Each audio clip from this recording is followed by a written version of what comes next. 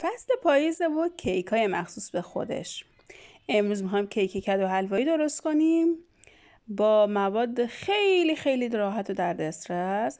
اول آدم تخم مرغامون رو با شکر و وانیل خوب میزنیم تا سفید و کشدار بشه و بهش روغن رو اضافه میکنیم. مواد خشکمون رو که شامل آرد، بیکینگ پودر، جوش شیرین، دارچین و جوز هندیه رو با هم دیگه خوب مخلوط میکنیم و الک میکنیم. کنار میذاریم. بعد از اینکه کدو تنبل رنده شده یا بخارپز و پوره شده فرق نمیکنه، هر رو به موادمون اضافه کردیم، خوب مخلوط کردیم.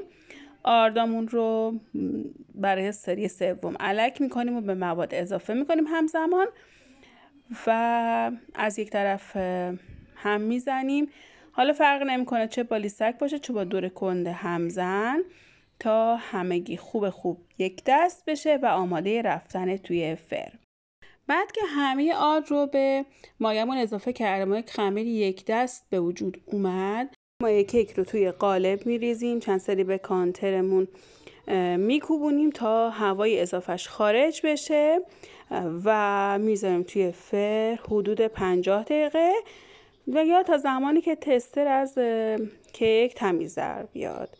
امیدوارم این آموزش پاییزی و خوشمزه براتون مفید بوده باشه. دوستتون دارم.